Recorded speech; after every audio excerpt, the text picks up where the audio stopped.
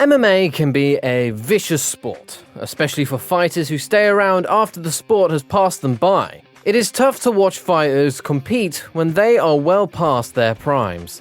In this video, we talk about 10 fighters who seriously need to consider retiring. Anderson Silva.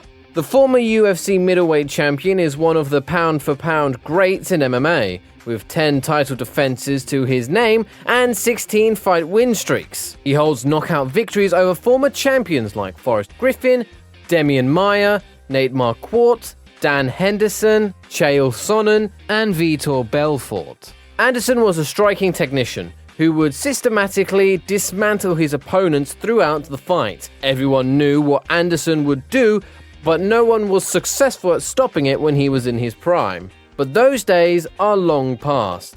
Today, Anderson is 45 years old, with his best days far behind him. In July of 2013, he was brutally knocked out by Chris Weidman and lost the UFC middleweight championship. Anderson has never been the same since that fight. Anderson has been winless in 8 of his last 9 fights and was finished in his last 2 fights against Jared Cannonier and Uriah Hall. He has looked like a shell of his former self. Plus, his fighting style has gotten more predictable and reckless. Silva cannot compete with top UFC talent anymore. Many fans would love to see Anderson hang up his gloves for good to save himself and the viewers some punishment. Donald Cerrone. Donald was a top fighter in his prime years, using technical kickboxing to dismantle his opponents. He would go on long win streaks in the lightweight and welterweight divisions. He owns wins over Matt Brown, Rick Story, Al Yaquita, Jeremy Stevens, Edson Barbosa, Eddie Alvarez, and many more. Donald is known for being incredibly active as a fighter between 2011 to 2020. Cowboy has fought a minimum of 3 times every year except 2012. As of recently, Donald has fallen on hard times. He is currently riding a 5-fight winless streak, which includes 4 consecutive losses and 3 knockout losses to Conor McGregor, Tony Ferguson, and Justin Gaethje. Although those losses came to elite competition, Donald was outclassed in each of those fights.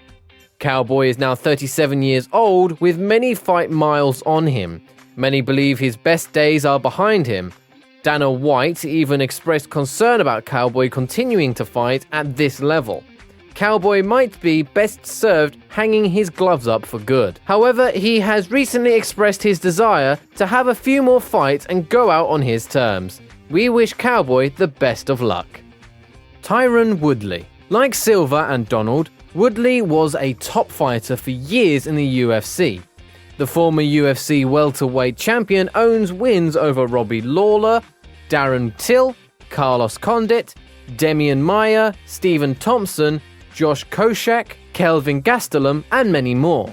Woodley was the longest reigning UFC welterweight champion ever not named George St. Pierre or Matt Hughes. T. Wood's success is undeniable, but his recent performances have been a far cry from his prime years. Woodley lost the welterweight championship to Kamaru Usman in March of 2019 and has not looked the same since. At the age of 39, his natural explosiveness and quickness seemed to have diminished.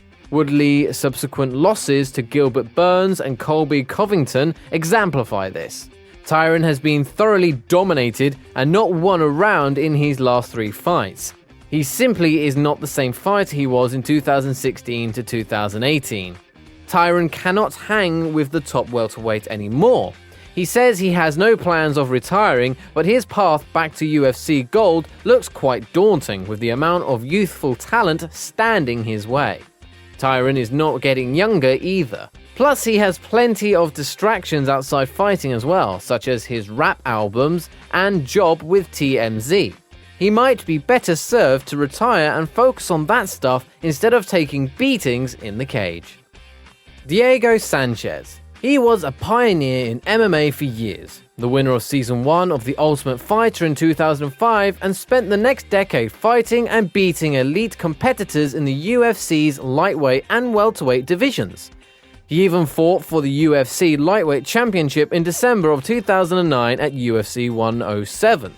Diego was considered one of the best fighters in the world for a long time. He has a renowned toughness and aggression that allowed him to destroy opponents in his prime. Nowadays, that fighting style only allows him to squeak out wins here and there, like his recent win against Mickey Gale, but those wins are few and far in between. Sanchez is no longer that elite fighter at the age of 38. Diego has suffered some brutal losses recently, including knockout losses to Matt Brown, Al Iaquinta, and Joe Lawson. Sanchez is noticeably slower and does not react as quickly as he used to. His opponents take advantage of this diminished quickness and swarm Diego early in the fight. As a result, Diego has taken quite a bit of damage in his past few fights. Many have been asking Diego to retire for a few years now, including Dana White. Sanchez is the only one from the Ultimate Fighter Season 1 that is still active in MMA. Diego should consider hanging his gloves up for good and moving on like his Ultimate Fighter contemporaries. Ed Herman. Ed was the finalist on Season 3 of The Ultimate Fighter back in 2006. He has had a decent career in the UFC. He was competitive against all fighters in UFC middleweight division, but seemed to always lose to the fighters at the top of the heap. Fast forward over 10 years later, at age 39, Ed has a hard time being competitive with most fighters in the 185-pound division. Some might point to his current 3-fight win streak to challenge that notion. However, the level of his opponents need to be taken into context. These are fighters who are either past their primes or inexperienced. Before his current win streak, he had lost 5 out of 7 fights that came against top UFC middleweights. Ed does not have the skills to compete with the top of the division anymore. Therefore, he should probably consider retirement. Andrei Arlovski. In his prime, the former UFC heavyweight champion was one of the most intimidating and devastating fighters MMA had to offer. He was fast and hard-hitting for a heavyweight. These skills were enough to earn him victories over Tim Sylvia, Fabricio Werdum, Roy Nelson, Frank Mir, Travis Brown, Stefan Struve, and many more. Those days are long gone now, as Andrei has been winless in 10 of his last 15 fights. This includes a 5-fight losing streak and a 4-fight winless streak. Many of these losses have come by knockout or submission, such as his latest loss to top-tier heavyweight Jairzinho Rozenstruik. Andrei was knocked out less than 30 seconds into the fight. Andrei has been doing better as of late, including winning his last 2 fights. However, these wins came against lower competition, and Andrei's performances in those fights were quite lackluster. It might be tough to walk away from those large UFC paychecks, but Andrei might do his brain and body some good by walking away from MMA for good. Frankie Edgar. This one is more controversial. Like Sylvia, Woodley, and Arlovski, Edgar is a former UFC champion. At UFC 112, Frankie defeated then top pound-for-pound fighter BJ Penn to win the UFC Lightweight Championship. He defended that title 3 times and fought multiple title fights later in his career. He has beaten some of the best fighters across 3 different weight classes. In Frankie's prime, he was known for his fast movement, quick combinations, and powerful wrestling. Many believe Frankie is a bit past his prime now, with losing 3 of his last 5 fights. 2 of those losses came by knockout in the first round.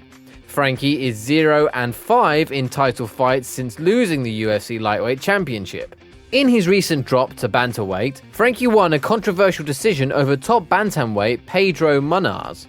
Many thought Frankie lost that fight, however Edgar did show some life and that he can hang at the top of the division.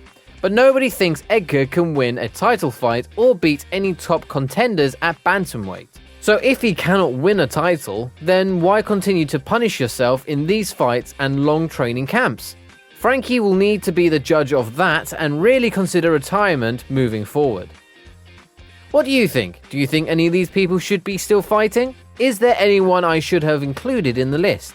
Let me know in the comments. Please remember to hit the like button if you enjoyed the video, as well as subscribe and hit that notification bell so you know whenever we have a new video coming out. Thanks guys for watching guys. Talk to you soon.